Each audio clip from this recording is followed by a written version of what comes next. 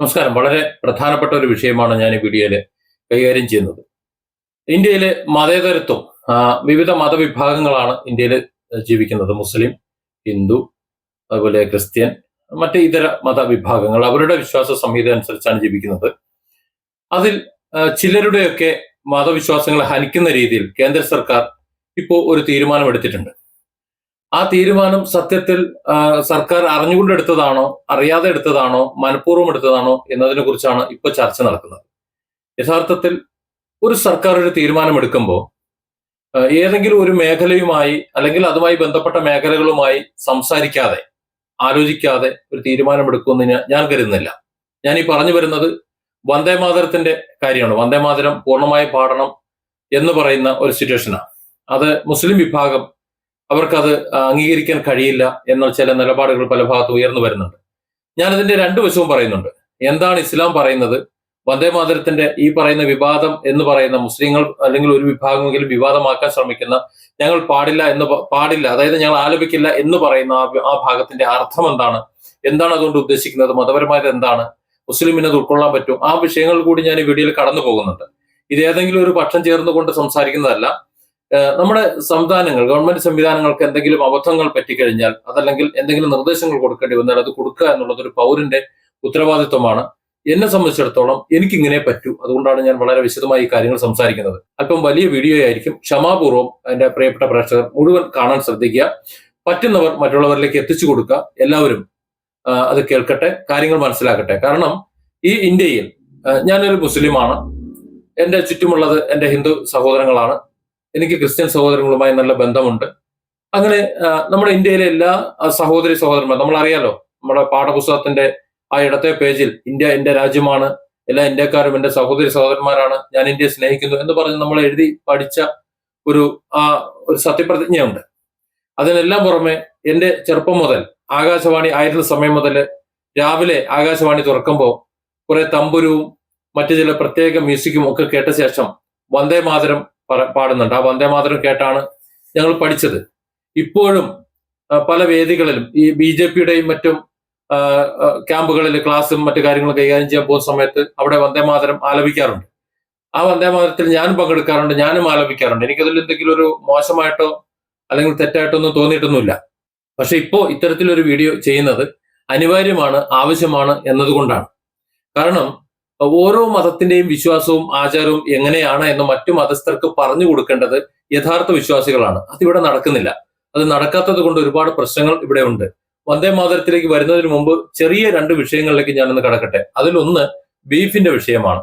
Beef എന്ന് പറഞ്ഞാൽ എനിക്ക് തോന്നുന്നു ഇന്ത്യയിലെ ഒരു വിഭാഗം വിശ്വസിക്കുന്നത് പശു ഇറച്ചി എന്നാണ്. പക്ഷെ മുസ്ലിങ്ങൾ പശു ഇറച്ചി കഴിക്കാറില്ല എന്ന് മാത്രമല്ല, പശുവിനെ അറക്കാറുമില്ല.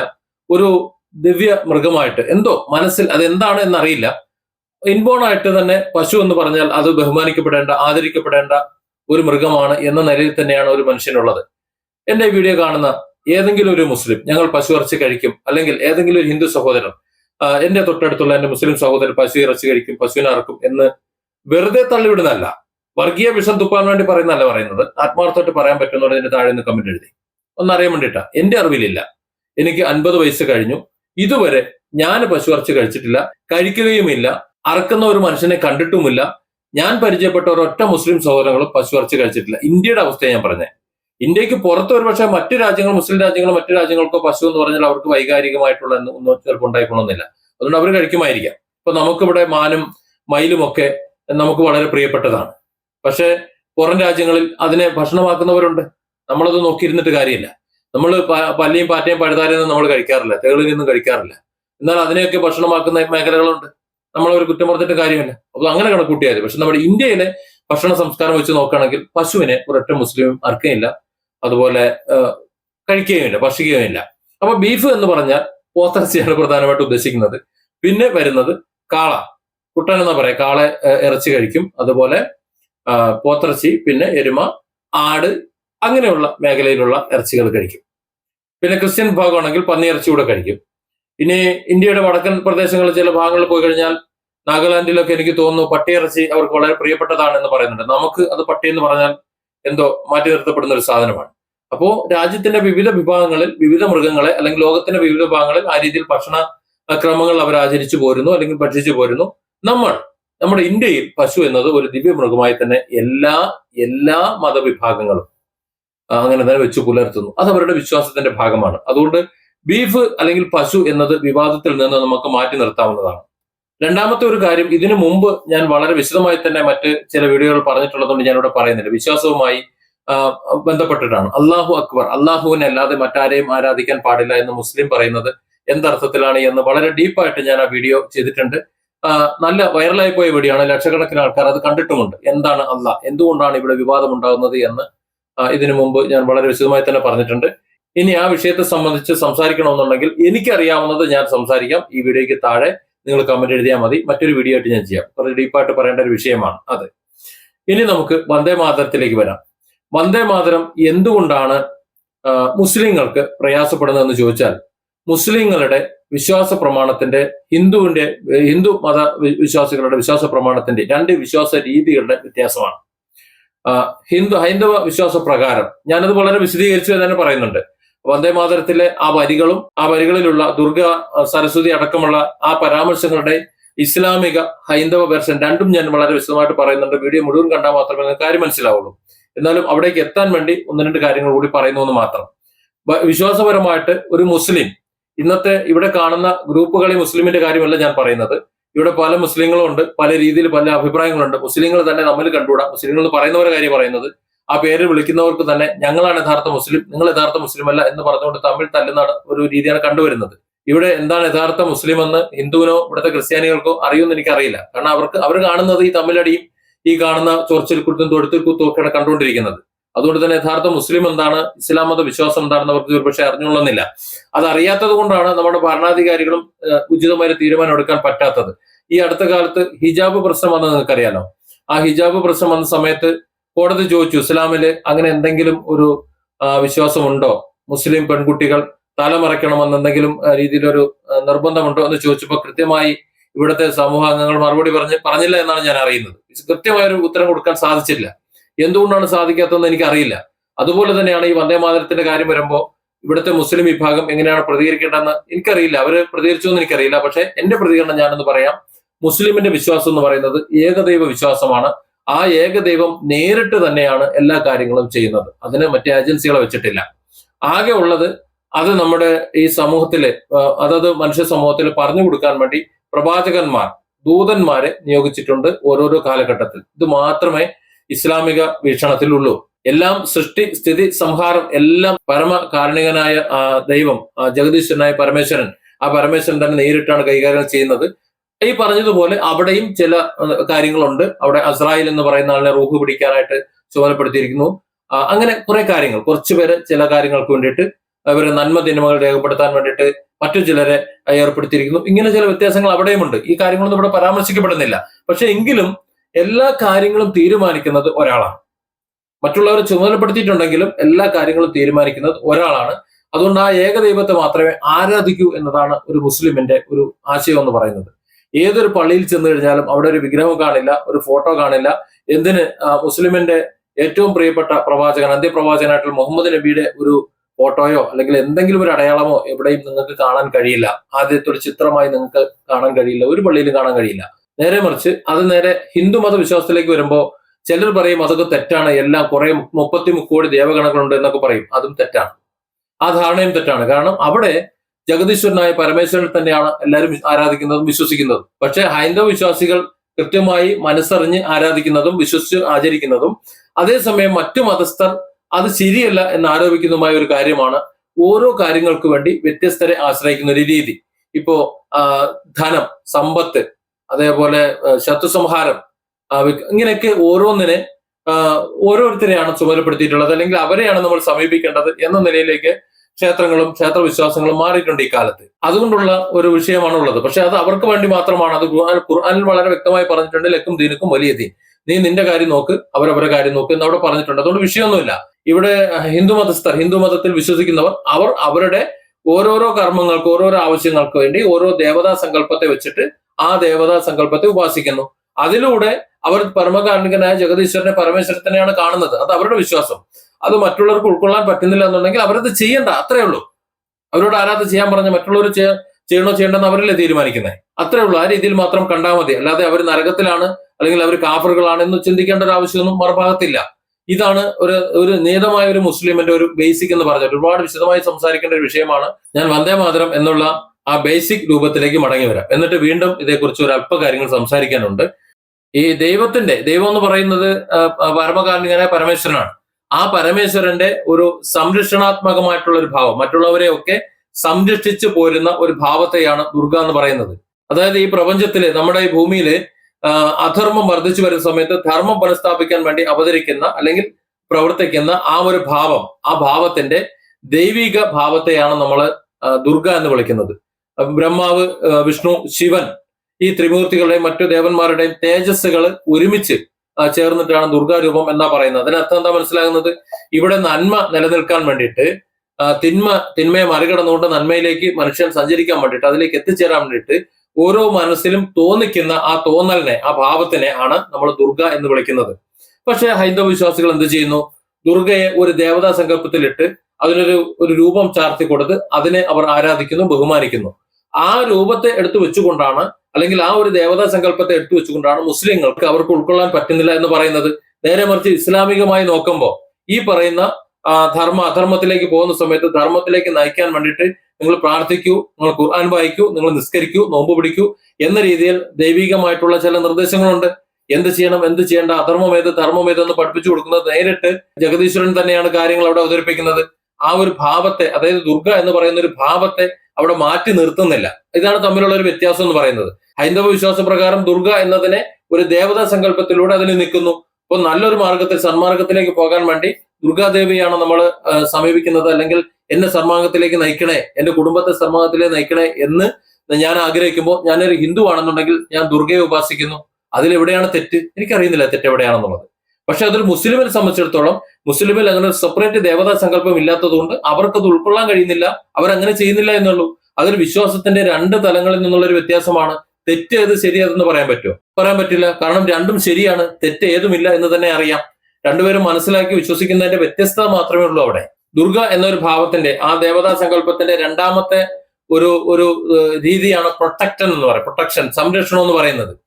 ഒരമ്മ എങ്ങനെയാണ് തന്റെ കുഞ്ഞിനെ സംരക്ഷിക്കുന്നത്? നമുക്കറിയാലോ, പ്രസവിച്ച ഒരു കുഞ്ഞിനെ ഒരു അമ്മ ഏതൊക്കെ രീതിയിലാണ് സംരക്ഷിക്കുന്നത്? അതുപോലെ തന്നെ തന്റെ ഭക്തരെ, തന്നെ ഉപാസിക്കുന്ന തന്റെ ഭക്തരെ ദാരിദ്ര്യം, അതുപോലെ ഭയം, ശത്രുക്കൾ, ഇതിൽ നിന്നൊക്കെ സംരക്ഷിച്ചുകൊണ്ട് ചേർത്ത് നിർത്തി കൊണ്ടുപോകുന്നു. അപ്പൊ സ്വാഭാവികമായിട്ടും നമ്മുടെ അധർമ്മം നമ്മളെ പിടികൂടാതിരിക്കാൻ വേണ്ടിയിട്ട്, നമ്മളെ സമീപിക്കാതെ ഇരിക്കാൻ വേണ്ടിയിട്ട്, നമ്മുടെ ജീവിതത്തിലേക്ക് കടന്നു കയറാതിരിക്കാൻ വേണ്ടിയിട്ട്, നമ്മൾ ധർമ്മത്തിലൂടെ നമ്മളിലേക്ക് എത്തിച്ചേരുന്നതും ധർമ്മമായിരിക്കാൻ വേണ്ടിയിട്ട് നമ്മൾ ദുർഗാദേവിയെ ഉപാസിക്കുന്നു. അത് ഇസ്ലാമിലേക്ക് വരുമ്പോൾ എങ്ങനെ വരും? നേരിട്ട് ദൈവം നമുക്ക് പറഞ്ഞു തന്ന കാര്യങ്ങൾ നമ്മൾ അതനുസരിച്ചിട്ട് പോകുന്നു. ഈ ഒരു ചെറിയ വ്യത്യാസമേ ഉള്ളൂ. മനസ്സിലാക്കി കഴിഞ്ഞാൽ വളരെ സിമ്പിൾ ആയിട്ട് നമുക്ക് കാര്യങ്ങൾ ഉൾക്കൊള്ളാൻ കഴിയുന്നതേ ഉള്ളൂ. ഇനി എന്തുകൊണ്ട് ദുർഗ എന്നൊരു സ്ത്രീ സങ്കല്പം കൊടുത്തു? ഭാരതമാതാവ് എന്ന് പറയുന്നത് പോലെ നമ്മുടെ സംസ്കാരം, ഭാരതീയ സംസ്കാരം അനുസരിച്ചിട്ട് പിതാവിനല്ല മാതാവിനാണ് മുൻതൂക്കം. മാതാ പിതാ ഗുരു ദൈവം, അങ്ങനെ തന്നെയാണ് ഇവിടെ പറയുന്നത്. മാതാവിന് തന്നെ ആണ് അവർ പ്രഥമ സ്ഥാനം കൊടുക്കുന്നത്. അതുകൊണ്ട് ദുർഗ എന്നത് ഒരു സ്ത്രീ രൂപമായി വന്നു എന്നേ ഉള്ളൂ. പ്രപഞ്ചം എന്ന് പറഞ്ഞു കഴിഞ്ഞാൽ പുരുഷനും പ്രകൃതിയും ചേർന്നതാണെന്നൊരു സങ്കല്പം. അങ്ങനെ സകല ചരാചരങ്ങൾക്കും ചൈതന്യം നൽകുന്ന പ്രകൃതി, അതിനെ നമ്മൾ ദുർഗ എന്ന് വിളിക്കുന്നു. ദുർഗ സ്ത്രീ രൂപമാണ്. ഇതെല്ലാം കൂടെ ചേരുമ്പോൾ അതിനൊരു മാതൃരൂപമാണ് അവിടെ സങ്കല്പിക്കുന്നത്. അതായത് ഈ പറയുന്ന ദുർഗ ഇല്ലാതെ എങ്ങനെയാണ് ശിവന് ചലിക്കാൻ പറ്റില്ല. അപ്പൊ അങ്ങനെ വരുമ്പോൾ ദുർഗയ്ക്ക് വളരെ പ്രാധാന്യമുണ്ട്. അതായത് ധർമ്മത്തിന് വളരെ പ്രാധാന്യമുണ്ട്. ധർമ്മത്തിന് പ്രാധാന്യം കൊടുക്കാൻ വേണ്ടി മാത്രം നിൽക്കുന്നു. ആ അർത്ഥത്തിലാണ് കവി അവിടെ ദുർഗ എന്നുള്ള പ്രയോഗം പ്രയോഗിച്ചത് എന്ന് മനസ്സിലാക്കാം. പക്ഷെ ഹൈന്ദവ വിശ്വാസ പ്രകാരം ദുർഗ എന്ന ഒരു പ്രതിഷ്ഠ, ആ ഒരു ദുർഗാ ദേവി എന്ന് പറയുന്ന സങ്കല്പത്തിൽ ആരാധിക്കുന്നത് കൊണ്ട്, അതൊരു ആരാധനാ ഭാവമായതുകൊണ്ട് അത്തരത്തിലുള്ള ഒരു ഭാവത്തെ മാത്രം ആരാധിക്കാൻ മുസ്ലിമിന് കഴിയില്ല എന്നതുകൊണ്ടാണ് അങ്ങനെ ആരാധിക്കാത്തത്. പകരം അവർ അതിനെയൊക്കെ കടത്തിവെട്ടി അതിന്റെ അങ്ങേപ്പുറത്ത് പരമകാരുണികനായ യഥാർത്ഥ ദൈവത്തെ മാത്രം ആരാധിക്കുന്നു. ഇപ്പുറത്ത് ദൈവത്തിന്റെ തന്നെ ആ ഒരു ഭാഗം, ആ ഒരു ചൈതന്യം, അല്ലെങ്കിൽ ആ ഒരു പാർട്ട്, ആ സംരക്ഷണത്തിന്റെ ആ ഒരു കവചത്തെ മാത്രം എടുത്ത് അതിനെ ഒരു ദേവതാ സങ്കല്പമായി അതിനെ ഉപവസിക്കുന്നു. കാര്യം മുഴുവൻ എടുക്കേണ്ട ആവശ്യമില്ല. ഓരോരോ സന്ദർഭത്തിലും നമുക്ക് ആവശ്യമുള്ളത് എന്ത്, അത് നേടാൻ വേണ്ടി അല്ലെങ്കിൽ അത് കിട്ടാൻ വേണ്ടി മാത്രം ആ ഒരു പാർട്ടിനെ മാത്രം ആശ്രയിച്ചാൽ മതി എന്നൊരു സങ്കല്പം മാത്രമേ അവിടെ വരുന്നുള്ളൂ. ദുർഗ എന്ന് പറയുന്നത് വളരെ സിമ്പിളായിട്ട് നമുക്ക് അവിടെ പരിഹരിക്കാൻ കഴിയുന്ന ഒന്നാണ്. അപ്പൊ അടുത്ത ചോദ്യമുണ്ട്, എന്തിനാണ് 10 കൈകൾ? 10 കൈകൾ എന്ന് സിംബോളിക്ക് മാത്രമാണ്. അതായത് എല്ലാ ദിക്കുകളിൽ നിന്നും ഈ ഭക്തരെ, അതായത് ഇവിടുത്തെ മനുഷ്യരെ മുഴുവൻ ഭക്തരായിട്ട് തന്നെ കാണുന്നത്. നമ്മുടെ രാജ്യത്തെ മൊത്തം എടുത്തു നോക്കുമ്പോൾ ഹിന്ദു സംസ്കാരം അനുസരിച്ച് അല്ലെങ്കിൽ ഹൈന്ദവ ദർശനം അനുസരിച്ച് ഇതിനുള്ളിൽ ജീവിക്കുന്നവരെ മുസ്ലിം എന്നോ ക്രിസ്ത്യൻ എന്നോ പാഴ്സി എന്നോ ഹിന്ദു എന്നോ വേർതിരിച്ച് കാണുന്നില്ല, മുഴുവൻ ഹിന്ദുക്കളാണ്. അങ്ങനെയാണ് അതിന്റെ സങ്കല്പം. ആ സങ്കല്പത്തിൽ മുസ്ലിങ്ങൾ ഈ പറയുന്ന ദേവതാ സങ്കല്പത്തിൽ ഇല്ലാത്തവരാണ്, ആ ദേവതാ സങ്കല്പത്തെ ആരാധിക്കാത്തവരാണ്. അതുകൊണ്ട് അവരെ അങ്ങോട്ട് മാറ്റി നിർത്തിയേക്കാമെന്ന് ഇവിടുത്തെ ഹൈന്ദവ സങ്കല്പമോ വിശ്വാസമോ ദൈവസങ്കല്പമോ ഈ ആരാധനാ സമ്പ്രദായമോ വ്യക്തമാക്കുന്നില്ല. അങ്ങനെ ഇവിടെയും പറയുന്നുമില്ല. അതുകൊണ്ട് തന്നെ ആ സങ്കല്പത്തിൽ ഈ പറയുന്ന ദർശനങ്ങൾ ഉൾപ്പെട്ടതാണ്. അത് എടുക്കണമോ വേണ്ടയോ, അത് നിർബന്ധിച്ച് എടുപ്പിക്കണോ വേണ്ടയോ എന്നതാണ് ഇവിടുത്തെ വിഷയം. ഈ 10 കൈകളുടെ കാര്യം പറയുന്നത് പോലെ തന്നെ ആയുധങ്ങളും എല്ലാം ഈ സംരക്ഷണവുമായി ബന്ധപ്പെട്ട് മനുഷ്യന്റെ സുരക്ഷിതത്വവുമായി ബന്ധപ്പെട്ട് ഭാരതത്തിലെ മനുഷ്യരുടെ സുരക്ഷിതത്വവുമായി ബന്ധപ്പെട്ടിട്ടുള്ള വിശ്വാസത്തിന്റെ കാര്യങ്ങൾ തന്നെയാണ്. പിന്നെ പറയുന്നത് എന്താണ്? ലക്ഷ്മിയെ കുറിച്ചാണ്. ലക്ഷ്മി ദേവി ഐശ്വര്യത്തിന്റെ എന്താ പറയാ, ഐശ്വര്യം നമുക്ക് പറയുമല്ലോ, നമ്മൾ ഐശ്വര്യം തരണേ എന്നൊക്കെ നമ്മൾ പടച്ചവനോട് പ്രാർത്ഥിക്കും, ദൈവത്തോട് പ്രാർത്ഥിക്കുന്നുണ്ട്. അപ്പോൾ ഐശ്വര്യത്തിന്റെ ദേവത, ഐശ്വര്യം, സമൃദ്ധി, ഭാഗ്യം, പരിപാലനം, ഇതൊക്കെയാണ് ഈ ദേവിയുടെ അല്ലെങ്കിൽ ആ ഒരു ഭാവത്തിന്റെ ഉത്തരവാദിത്വം. അതിൽ നിന്ന് എന്തെങ്കിലും ആവശ്യമുണ്ടെന്നുണ്ടെങ്കിൽ സ്വാഭാവികമായിട്ടും ഇവിടുത്തെ ഹിന്ദുക്കൾ ലക്ഷ്മി ദേവിയോട് ചോദിക്കും. അതായത് ദൈവത്തിന്റെ ലക്ഷ്മി ദേവി എന്ന് പറയുന്ന നമ്മൾ ചാർത്തി കൊടുത്തിട്ടുള്ള ആ ഭാവത്തോട് ചോദിക്കും. അതാണ് ഒന്നുകൂടി ക്ലാരിറ്റിയോട് പറഞ്ഞാൽ. എന്നാൽ മുസ്ലിങ്ങൾ അവിടെ നേരിട്ട് ദൈവത്തോട് പറയുന്നു, എനിക്ക് ഐശ്വര്യം വേണം. ഇത്രേ ഉള്ളൂ. ഇവിടെ ദൈവത്തിന്റെ ഒരു ഭാവത്തോട്, ആ ഭാവത്തെ ലക്ഷ്മി എന്ന് വിളിച്ചിട്ട് ആ ലക്ഷ്മി എന്ന് പറയുന്ന ആ ഭാവത്തോട് ചോദിക്കുന്നു. അവിടെ നേരിട്ട് ദൈവത്തോട് ചോദിക്കുന്നു. പക്ഷെ ഒരു ഭാവത്തോട് മാത്രമായി ചോദിക്കുന്ന രീതി, അങ്ങനെ പ്രാർത്ഥിക്കുന്ന രീതി ഇസ്ലാമിൽ ഇല്ലാത്തത് കൊണ്ട് സ്വാഭാവികമായിട്ടും അത് മുസ്ലിങ്ങൾക്ക് അത് സ്വീകരിക്കാൻ കുറച്ച് ബുദ്ധിമുട്ട് വരും. നമുക്കറിയാം, ഏതൊരു ലോകത്തും സമ്പത്തില്ലാതെ നിലനിൽക്കാൻ കഴിയില്ല എന്നുള്ളത്. നമ്മുടെ രാജ്യത്തിന്റെ നിലനിൽപ്പ് നമ്മൾ കൊടുക്കുന്ന നികുതിയാണ്. ആ നികുതി പണത്തിൽ നിന്ന് വേണ്ടതുപോലെ വിനിയോഗിച്ചിട്ടാണ് നമ്മുടെ രാജ്യത്തെ നമ്മുടെ ഭരണാധികാരികൾ നിയോഗിച്ചു പോകുന്നത്. അങ്ങനെ വരുമ്പോൾ നമ്മളൊക്കെ ലക്ഷ്മി ദേവിയുടെ ഭാഗമാണ്. കാരണം ഈ ലോകത്തിന്റെ, ഈ പ്രപഞ്ചത്തിന്റെ നിലനിൽപ്പിന് ആവശ്യമായ സമ്പത്ത് അത് എത്തിച്ചു കൊടുക്കുക, അല്ലെങ്കിൽ ആ സമ്പത്ത് കൊടുക്കുന്ന ആ ഒരു കർമ്മത്തെ, ആ ഒരു രീതിയാണ് നമ്മൾ ലക്ഷ്മി ദേവി എന്ന് വിളിക്കുന്നത്. പ്രപഞ്ചത്തിന്റെ നിലനിൽപ്പിന് ആവശ്യമായ സമ്പത്ത് നൽകുന്നവൾ എന്നാണ് ലക്ഷ്മി ദേവിയുടെ നേർക്കുനേരുള്ള വാക്കിന്റെ അർത്ഥം വരുന്നത്. എന്താണ് ഈ സമ്പത്ത് എന്ന് പറയുന്നത്? വെറും പണം മാത്രമാണോ? സമ്പത്ത് എന്ന് പറയുമ്പോൾ അറിവ് വരുന്നുണ്ട്, ആരോഗ്യം വരുന്നുണ്ട്, ആത്മവിശ്വാസം വരുന്നുണ്ട്, നമുക്ക് ആവശ്യമായ ഭക്ഷണം, ധാന്യം അത് വരുന്നുണ്ട്, നമ്മുടെ സന്തോഷം വരുന്നുണ്ട്, നമ്മുടെ കുടുംബങ്ങളുടെ സമാധാനം, കുടുംബ ഭദ്രത ഇത് വരുന്നുണ്ട്. അങ്ങനെ ഒരു മനുഷ്യന് അല്ലെങ്കിൽ അവന്റെ കുടുംബ ജീവിതത്തിന്, അവന്റെ സാമൂഹ്യ ജീവിതത്തിന് എന്തൊക്കെയാണോ വേണ്ടത് അതിനെയെല്ലാം അത്തരത്തിലുള്ള മുഴുവൻ കാര്യങ്ങളെ ചേർത്താണ് നമ്മൾ ഐശ്വര്യം എന്ന് വിളിക്കുന്നത്. അതുകൊണ്ടാണ് പ്രാർത്ഥനയിൽ നമ്മൾ പറയുന്ന ഐശ്വര്യവും ക്ഷേമവും സന്തോഷവും സമാധാനവും തരണം. ഐശ്വര്യം എന്ന് പറഞ്ഞാൽ ബാക്കിയെല്ലാം പെട്ടു. അപ്പോൾ ആ ഐശ്വര്യത്തെയാണ് നമ്മൾ ലക്ഷ്മി എന്ന് വിളിക്കുന്നത്. ഇനി പ്രപഞ്ചം മുഴുവൻ പരിപാലിക്കുന്നുണ്ട്. അവിടെ വരുന്നുണ്ട് വസ്ത്രം, ഭക്ഷണം, അതുപോലെ വെള്ളം ഇത്യാദി മുഴുവൻ കാര്യങ്ങളും അതിനകത്ത് വരുന്നുണ്ട്. അതായത് ഒരാളുടെ സമൃദ്ധിയിലെല്ലാം ലക്ഷ്മി ദേവിയാണ് വരുന്നത്. സമൃദ്ധി എന്ന് പറഞ്ഞാൽ എല്ലാം ഉണ്ട്. ഈ ആധുനിക കാലത്ത് നമ്മളൊരു കാറ് വാങ്ങുന്നതുമായിട്ട് ഞാനൊന്ന് കൂട്ടിച്ചേർത്ത് നോക്കാം. ഒരു വീട്ടില് ഒരാൾക്ക് ഒരു കുടുംബത്തിന് കാറ് വേണം. ആ കുടുംബം 2 കുട്ടികളും ഭാര്യയും ഭർത്താവും അടങ്ങുന്നതാണ്. പരമാവധി 5 പേർക്ക് യാത്ര ചെയ്യുന്ന ഒരു കാർ, അത് മതി. അത്തരത്തിലുള്ള ഒരു കാർ, ഒരു ലോണും എടുക്കാതെ പോയി ഇഷ്ടമുള്ള ഒരു കാർ വാങ്ങി അവർക്ക് ആവശ്യമായ ഒരു കാർ, ചിലപ്പോൾ ആൾട്ടോ 800 മതിയാവും, ചിലപ്പോൾ ഇയോൺ മതിയാവും. എന്നാൽ അതുപോലെയല്ല, മറ്റു ചിലർക്ക് 2 ആൾ അധികം ഉണ്ടാവും, അവർക്ക് ചിലപ്പോൾ ഇന്നോവ വേണ്ടി വരും. അങ്ങനെ ഓരോ സന്ദർഭത്തിലും ഏതാണോ വേണ്ടത് അത് വാങ്ങിയെടുക്കാൻ, അത് നേടിയെടുക്കാൻ ആവശ്യമായ പണം, അതിനാവശ്യമായ ഒരു സിറ്റുവേഷൻ ഒരുക്കി കൊടുക്കുക എന്നതാണ് ലക്ഷ്മി ദേവിയുടെ ഉത്തരവാദിത്വം. അതേസമയം അവിടെ ഒരു 5 സീറ്റർ കാർ മതി. അയാൾ ലോൺ എടുത്തിട്ട് 7 സീറ്റർ എടുക്കുന്നുണ്ടെങ്കിൽ അവിടെ ലക്ഷ്മി ദേവി കുറ്റം പറഞ്ഞിട്ട് കഥയുമില്ല.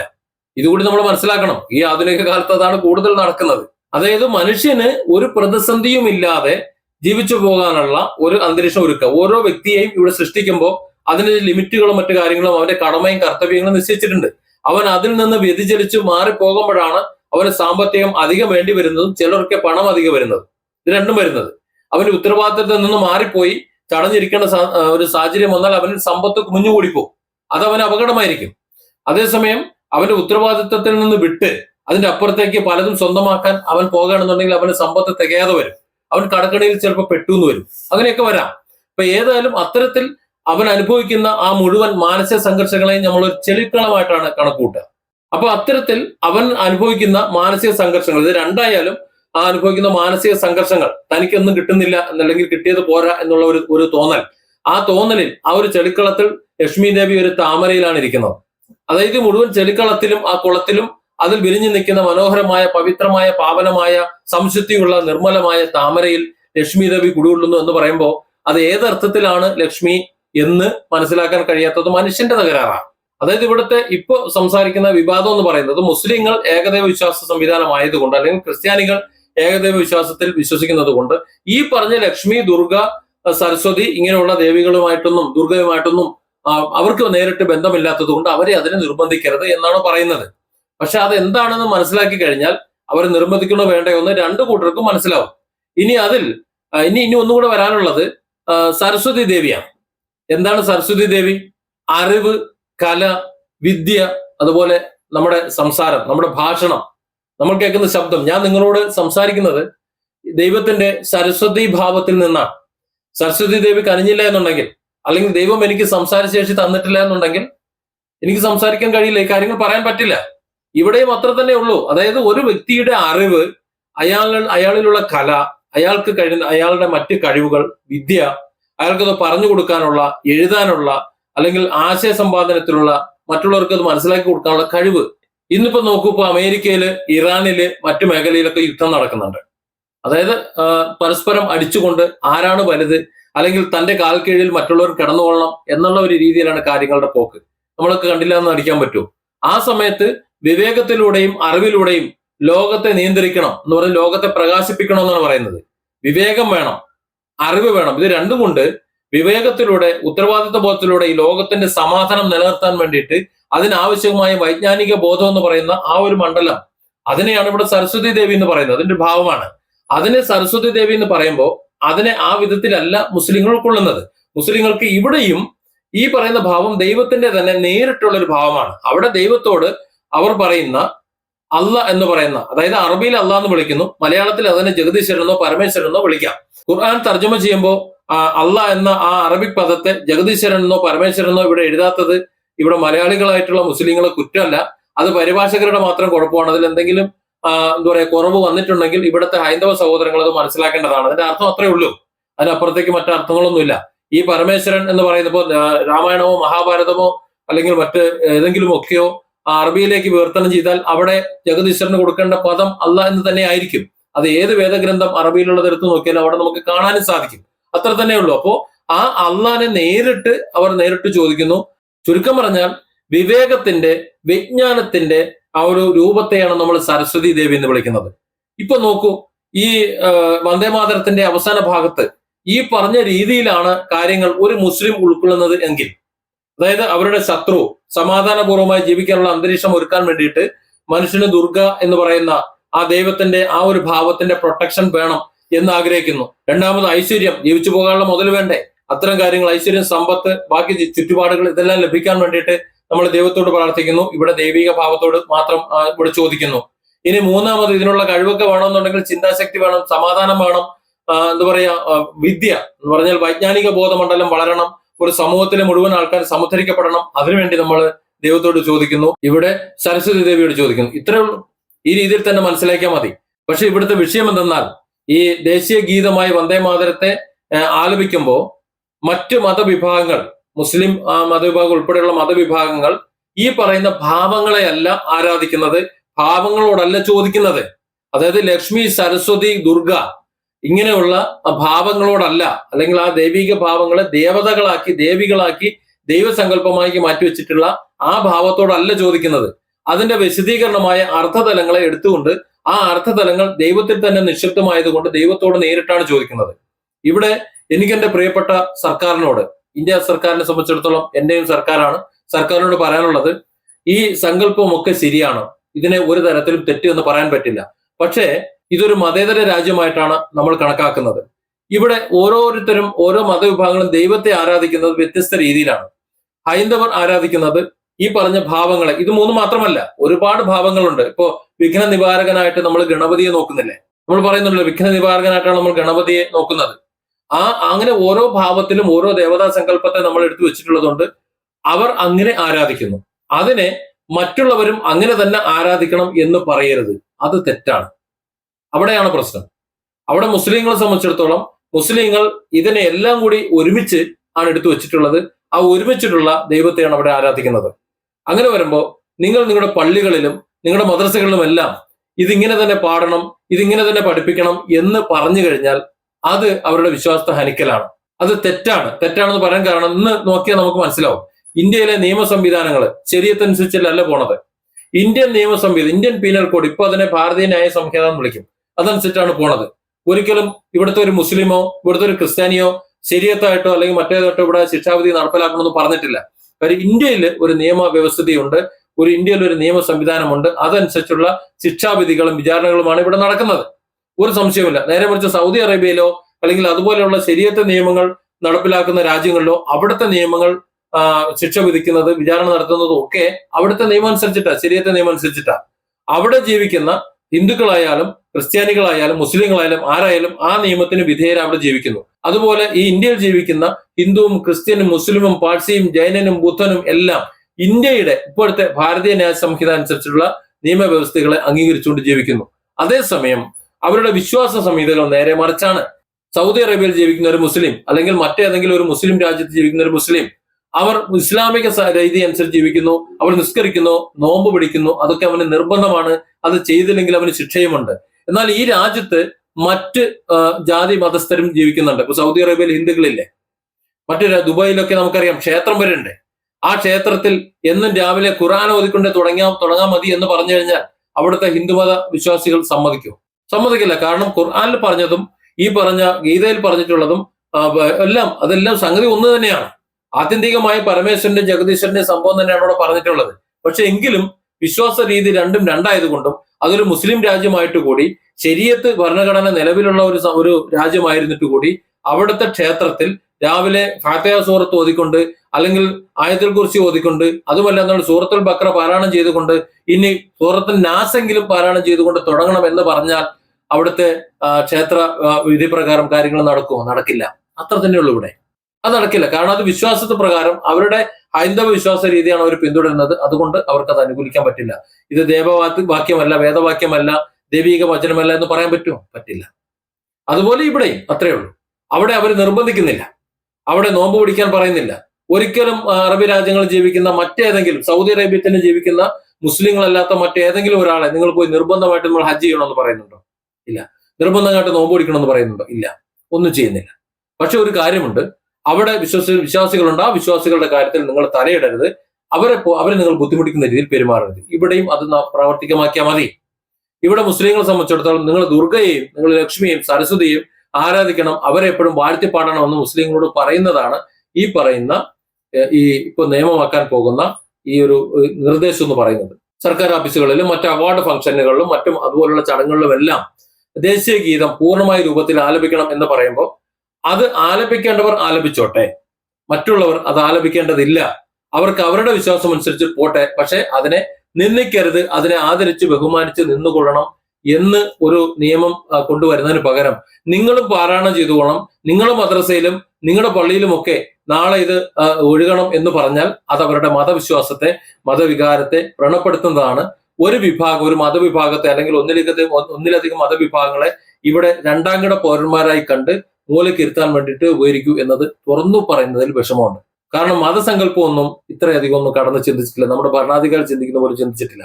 ഇവിടുത്തെ പ്രധാനപ്പെട്ട ഒരു കുഴപ്പം എന്താണെന്ന് വെച്ച് കഴിഞ്ഞാൽ ഇത്തരത്തിലാണ് നമ്മുടെ മതവിശ്വാസത്തെ ഇത് സ്വാധീനിക്കുന്നത് എന്ന് ഈ പറയുന്ന ഭരണകൂടത്തെ പറഞ്ഞ് ബോധ്യപ്പെടുത്താൻ അല്ലെങ്കിൽ അവർക്ക് മനസ്സിലാക്കി കൊടുക്കാൻ അവർക്ക് മനസ്സിലാക്കിയിട്ടാണെന്നാണ് എനിക്ക് തോന്നുന്നത്. അത്തരത്തിൽ മനസ്സിലാക്കി കൊടുക്കാൻ ഇവിടെ ആർക്കും കഴിയുന്നില്ല. നേരത്തെ ഹിജാബിന്റെ വിഷയം വന്നതുപോലെ പലരും ഹൈന്ദവ സഹോദരങ്ങൾ പലരും കരുതിയിട്ടുള്ളത് ബുർക്കയിട്ട് മുഖമെല്ലാം മറച്ച് മൊത്തത്തിൽ നടക്കുന്നതാണ്, മൂടിക്കെട്ടി നടക്കുന്നതാണ് ഹിജാബ് എന്നാണ് ധരിച്ചു വെച്ചേക്കുന്നത്. അഥവാ അങ്ങനെയാണ് ഇവിടുത്തെ പൊളിറ്റിക്സ് വിഭാഗങ്ങൾ, മുതലെടുപ്പ് രാഷ്ട്രീയക്കാർ പ്രചരിപ്പിച്ചുകൊണ്ടിരിക്കുന്നത്. അതല്ല ഹിജാബ് എന്ന് പറഞ്ഞാൽ വെറും തല മാത്രം മറയ്ക്കുന്ന ഇങ്ങനെ ഇടുന്ന ഒരു തുണി, അത് മാത്രമേ ഉള്ളൂ. മുഖമൊക്കെ നല്ല തെളിഞ്ഞു നിൽക്കും, തലമുടി മാത്രമേ മറയുള്ളൂ. ഉത്തരേന്ത്യയിലെ ഹിന്ദു സ്ത്രീകളെല്ലാം തലമറച്ച് തന്നെയാണ് നടക്കുന്നത്. ചിലയിടത്തെങ്കിലും മുഖം മറച്ച് നടക്കുന്നുണ്ട്. അപ്പോൾ അങ്ങനെ മറച്ച് നടക്കുന്നതിന് മാത്രമേ ഹിജാബ് എന്ന് വിളിക്കുന്നുള്ളൂ. അതൊരു പ്രത്യേക തുണിയാകുമ്പോൾ അതിനെ ഹിജാബ് എന്ന് വിളിക്കുന്നു. അല്ലാതെ കണ്ണ് മാത്രം കെട്ട് അല്ലെങ്കിൽ കണ്ണും കൂടെ മൂടിക്കെട്ടി നടക്കുന്നതിനെ ഒരിക്കലും ഹിജാബ് എന്ന് വിളിക്കുന്നില്ല. അങ്ങനെ ഒരു ഇസ്ലാമികമായി പറഞ്ഞിട്ടുമില്ല. ഈ പറഞ്ഞത് പോലും മനസ്സിലാക്കാതെ ഇവിടെ വിവാദം ഉണ്ടാക്കുമ്പോൾ അതുപോലും കൃത്യമായി ഹിജാബ് വിഷയം വന്ന സമയത്ത് സുപ്രീം കോടതിയിൽ വിഷയം വന്ന സമയത്ത് അത് പറഞ്ഞ് മനസ്സിലാക്കി കൊടുക്കാൻ കഴിയാത്തൊരു മുസ്ലിം സമൂഹമാണ് ഇപ്പുറത്ത് ദുർഗയും ലക്ഷ്മിയും സരസ്വതിയും ഒക്കെ എതിർത്തുകൊണ്ടിരിക്കുന്നത്. ദുർഗാദേവിയും സരസ്വതി ദേവിയും അതുപോലെ ലക്ഷ്മി ദേവിയും ഒന്നും എതിർക്കല്ല വേണ്ടത്. അത് എന്താണെന്ന് മനസ്സിലാക്കിക്കൊണ്ട് ആ ഭാവത്തെ ഉൾക്കൊണ്ടുകൊണ്ട് മുസ്ലിമായി ജീവിക്കുകയാണ് ഇവിടെ വേണ്ടത്. അങ്ങനെ മുസ്ലിമായി ജീവിക്കാത്തത് കൊണ്ടാണ് ഇവിടെ ഈ പ്രശ്നങ്ങൾ ഇവിടെ ഉണ്ടാകുന്നത്. മുസ്ലിങ്ങളുടെ ഭാഗത്തുനിന്ന് പോലും പ്രശ്നങ്ങൾ ഉണ്ടാകുന്നത് അതുകൊണ്ടാണ്. അത് ഹിന്ദുക്കൾ മനസ്സിലാക്കിക്കൊണ്ട് ഇവിടുത്തെ ഭരണവർഗങ്ങളും മനസ്സിലാക്കിക്കൊണ്ട് ആ ദേവതാ സങ്കല്പത്തെ അതേപടി എടുത്തല്ല മുസ്ലിങ്ങൾ ആരാധിക്കുന്നത്. അതിനെ ഒരുമിച്ചെടുത്തുകൊണ്ട് ദൈവസങ്കല്പത്തിൽ ചേർത്ത് തന്നെയാണ് അവർ ആരാധിക്കുന്നത്. അതുകൊണ്ട് ആ ഒരു ഭാഗം അവരെ നിർബന്ധിച്ച് പാരായണം ചെയ്യിക്കരുത്. അവർ നേരത്തെ പറഞ്ഞതുപോലെ ബാക്കിയുള്ള ഭാഗം വന്ദേ മാതരം അത് ഏറ്റുപാടി ആ ഗീതത്തെ ആദരിച്ചുകൊണ്ട് നിൽക്കട്ടെ. ഇനി അത് പാടുന്ന സമയത്ത് അത് ആലപിക്കുന്ന സമയത്ത് ബഹുമാനിച്ച് ആദരിച്ച് എഴുന്നേറ്റ് നിൽക്കേണ്ട ഉത്തരവാദിത്വം ഒരു ഇന്ത്യൻ പൗരൻ എന്ന നിലയിൽ അവനുണ്ട്. അവന്റെ വിശ്വാസത്തെ ഹനിക്കുന്നത് കൊണ്ട് അല്ലെങ്കിൽ അവന്റെ വിശ്വാസം അനുസരിച്ച് അല്ലാത്തത് കൊണ്ട് അവനെ അതിനെ നിർബന്ധിക്കേണ്ടതില്ല എന്നൊരു നിലപാടിലേക്ക് ബഹുമാനപ്പെട്ട ഭരണകൂടം എത്തണം. ഇനി നിയമമാകുന്ന സമയത്ത് എന്തെങ്കിലുമൊക്കെ മാറ്റങ്ങൾ വരുത്തിയിട്ട് മറ്റ് ഇതര മതസ്ഥരെയും ഒക്കെ ഉൾപ്പെടുത്തിക്കൊണ്ട് ഒരു മതേതര രാജ്യമാക്കി നിലനിർത്തണം. ഇനി ഹിന്ദു രാഷ്ട്രമാണെങ്കിൽ കൂടി എനിക്ക് യാതൊരു ഒരു എതിർപ്പില്ല. ഇവിടെ പറയാറുണ്ടല്ലോ പൗരത്വ രജിസ്റ്റർ എന്ന് പറഞ്ഞിട്ട് വന്നു, അതേപോലെ മറ്റു പലതും ഇവിടെ വന്നു. അതിനൊന്നും എതിരല്ല, അതൊക്കെ ആവശ്യമാണ്. ഇന്ത്യ രാജ്യത്ത് ഇന്ത്യൻ പൗരന്മാർ മതി, അവർ പൗരത്വ രജിസ്റ്റർ വേണം. ആരാ വേണ്ടെന്ന് പറയുന്നത്? അതുപോലെ ഏക സിവിൽ കോഡ്, ഒരു സിവിൽ കോഡിന്റെ ആവശ്യം ഇവിടെ ഉണ്ട്. നടക്കട്ടെ, എല്ലാം രജിസ്റ്റർ ചെയ്യട്ടെ, ആ കാര്യങ്ങൾ അതുപോലെ നടക്കട്ടെ. അതുപോലെ മതവിഭാഗങ്ങൾക്കുള്ളിലെ ആചാരങ്ങൾ അവരതും വെച്ച് പുലർത്തിക്കൊണ്ട് പോട്ടെ. പക്ഷെ അത് മറ്റുള്ളവരെ ഹനിക്കരുത്, മറ്റുള്ളവർക്ക് ബുദ്ധിമുട്ടുണ്ടാകുന്ന വിധത്തിൽ ഉണ്ടാകരുത്. അതായത് ഇവിടെ മതവിഭാഗങ്ങൾ പരസ്പരം മനസ്സിലാക്കുകയോ മതവിഭാഗങ്ങളെ പരസ്പരം മനസ്സിലാക്കി കൊടുക്കുകയോ ചെയ്യുന്നില്ല. പകരം മതവിഭാഗങ്ങൾ സ്വയം മനസ്സിലാക്കുകയോ മറ്റുള്ളവരെ മനസ്സിലാക്കുന്നതിന് പകരം മറ്റുള്ളവരെ കുറ്റം പറയുകയാണ്. നമ്മളെ നോക്കിയിട്ട് നമ്മളെ പോലെയല്ല അവർ, അപ്പോൾ അവർ മോശം എന്ന നിലയിൽ പ്രതികരിക്കുന്നത് കൊണ്ടാണ് ഇവിടെ തല്ലുമിളി ഉണ്ടാക്കുന്നത്. ഇവിടെ ശരിക്കും വേണ്ടത് നമ്മുടെ ഭരണകൂടത്തിനോട് നമ്മുടെ വിശ്വാസ രീതികൾ ഇങ്ങനെയാണ്, ഇതിനെ ഈ രീതിയിൽ തന്നെ ഒന്ന് ഉൾക്കൊണ്ടുകൊണ്ട് ജീവിക്കാൻ ഇവിടെ അനുവദിക്കണം. അതല്ല എന്നുണ്ടെങ്കിൽ നമ്മുടെ വിശ്വാസത്തിൽ നിന്ന് പുറത്ത് നമ്മൾ അടിമകളെ പോലെ ആയിത്തീരുന്ന ഒരു രണ്ടാംകിട പൗരന്മാരായി നമ്മൾ മാറിപ്പോകും. നമ്മുടെ സ്വത്വത്തെയും നമ്മുടെ വ്യക്തിത്വത്തെയും ഒക്കെ അടിയറ വെക്കേണ്ട ഒരു സാഹചര്യം വരും. നമുക്ക് ജീവിക്കാൻ തന്നെ ഒരുപക്ഷെ സാധ്യമല്ലാത്ത ഒരു സാഹചര്യത്തിലേക്ക് വരും. ആ ഒരു അവസ്ഥയിലേക്ക് കൊണ്ട് എത്തിക്കരുത് എന്ന് കൃത്യമായും വ്യക്തമായും നമ്മളെ ഭരണകൂടത്തെ പറഞ്ഞ് ബോധ്യപ്പെടുത്തുകയാണ് വേണ്ടത്. അങ്ങനെ വരുമ്പോൾ വന്ദേ മാതരം എന്ന ആ കാവ്യം പൂർണ്ണമായി തന്നെ ദേശീയഗീതമായി തന്നെ നമുക്ക് നിലനിർത്താം. ഇനി ഒരു മുസ്ലിമിന് ഞാൻ നേരത്തെ പറഞ്ഞതുപോലെ ഇസ്ലാമിന്റെ ഉള്ളിൽ നിന്നുകൊണ്ട് തന്നെ ആ ഭാവത്തെ വേറിട്ട് കണ്ട് അവന് ഉൾക്കൊള്ളാൻ കഴിഞ്ഞ് ആ രീതിയിൽ പാടാൻ കഴിയുന്നുണ്ടെങ്കിൽ, ആലപിക്കാൻ കഴിയുന്നുണ്ടെങ്കിൽ അവൻ ആലപിക്കട്ടെ, അത് നല്ലതാണ്. ഇനി അതല്ല, അത് അങ്ങനെ ആലപിക്കുമ്പോൾ എന്റെ വിശ്വാസത്തിന്റെ കോട്ടം വരുന്നുണ്ട് എന്നുണ്ടെങ്കിൽ അവന്റെ ദൈവീഭാവത്തിലൂടെ, അതായത് പരമേശ്വരനൂടെ, ജഗദീശ്വരനൂടെ, അള്ളാഹുവിലൂടെ അവൻ നേരിട്ട് ചോദിച്ചോളാം. അങ്ങനെയാണെന്നുണ്ടെങ്കിൽ നമ്മുടെ ഈ രാജ്യം നന്മയായിരുന്നാ പോരെ, നന്നായിരുന്നാ പോരെ, ഐശ്വര്യമായിരുന്നാ പോരെ, അതിനുവേണ്ടി നമ്മൾ ഒന്നായി പരിശ്രമിച്ചാൽ പോരെ. അത് മനസ്സിലാക്കിക്കൊണ്ട് നമുക്ക് മുന്നോട്ട് പോകുന്നതല്ലേ നല്ലത്. ഏതെങ്കിലും ഒരു മതവിഭാഗത്തിന്റെ ദേവതാ സങ്കല്പത്തെ മറ്റു മതവിഭാഗങ്ങൾക്ക് മേൽ അടിച്ചേൽപ്പിച്ച് നിങ്ങളും നാളെ മുതൽ ലക്ഷ്മി, സരസ്വതി, ദുർഗ വന്ദനം നടത്തണം എന്ന് നിർബന്ധിച്ചു കഴിഞ്ഞാൽ അത് മുസ്ലിം വിഭാഗത്തെ എത്ര കണ്ട് വേദനിപ്പിക്കും, അവരെത്ര കണ്ട് ദുരിതത്തിലാകും എന്നത് നമ്മുടെ ഭരണകൂടം ഓർക്കുന്ന ഒന്നാണ്. ഞാനിത് ഏതെങ്കിലും ഒരു ഭാഗത്ത് നിന്നല്ല സംസാരിക്കുന്നത്, ഈ ഭാവങ്ങളെ വേർതിരിച്ചുകൊണ്ടാണ്. കാര്യം എല്ലാവർക്കും അത്രത്തോളം വൈജ്ഞാനിക ബോധം സരസ്വതി ദേവി അത്രത്തോളം കടന്നുകൊണ്ട് അനുഗ്രഹിച്ചിട്ടൊന്നുമില്ല, അല്ലെങ്കിൽ അത്രത്തോളം മനസ്സിലാക്കാൻ കഴിഞ്ഞിട്ടില്ല. അങ്ങനെ വൈജ്ഞാനിക ബോധം വളർത്തിയവർക്ക് ആ തലത്തിലേക്ക് സേജസ് എന്ന് പറയും, അതായത് എവല്യൂഷൻ ഓഫ് ഹ്യൂമൻ മൈൻഡ്, മനുഷ്യ മനസ്സിന്റെ സമുദ്ധാനത്തിന്റെ 4ാം തലത്തിലേക്ക് മനസ്സ് വളർത്തിയവർക്ക്, അത്രത്തോളം വളർന്നവർക്ക് ഇതൊക്കെ മനസ്സിലാകും. അവിടെ സർവ്വമത സത്യവാദികളായിരിക്കും, അവർക്കൊന്നും പറയുന്നതിനോട് യാതൊരു ബുദ്ധിമുട്ടുണ്ടാവില്ല. പക്ഷേ അത്തരത്തിലുള്ള ഒരു അവസ്ഥയിലേക്ക് ആരും എത്തിച്ചേർന്നിട്ടില്ല. എത്തിച്ചേർന്നവർ വളരെ ചുരുക്കമാണ് നമ്മുടെ ഇന്ത്യയിൽ. അത് ഏത് മതത്തിലായാലും വളരെ കുറച്ചുപേരേ ഉള്ളൂ. അവർ മറ്റുള്ള കാര്യങ്ങൾക്കൊന്നും ഏത് വിധത്തിൽ ഏത് രീതിയിൽ എങ്ങനെ ദൈവത്തിന്റെ പേര് വിളിച്ചാലും ഏത് മതത്തിലായാലും അവർക്ക് യാതൊരു പ്രശ്നമില്ല. അവിടെ മതം ഒരു വിഷയമേ അല്ല. പക്ഷെ മതമാണ് വിഷയം എന്ന് കരുതി ചിന്തിക്കുന്നവരാണ് ഈ ഇന്ത്യയിൽ ബഹുഭൂരിപക്ഷവും എന്നതുകൊണ്ട് അവരുടെ വികാരങ്ങളെയും വിചാരങ്ങളെയും കൂടി ഉൾക്കൊള്ളുന്നതായിരിക്കണം, അല്ലെങ്കിൽ അവരുടെ ജീവിതത്തെയും അവരുടെ വിശ്വാസത്തെയും കൂടി ഉൾക്കൊള്ളുന്നതായിരിക്കണം ഇവിടുത്തെ ഏത് നിയമപരിഷ്കാരവും ഏത് തീരുമാനങ്ങളും. Different angles. Don't forget to subscribe and support this channel.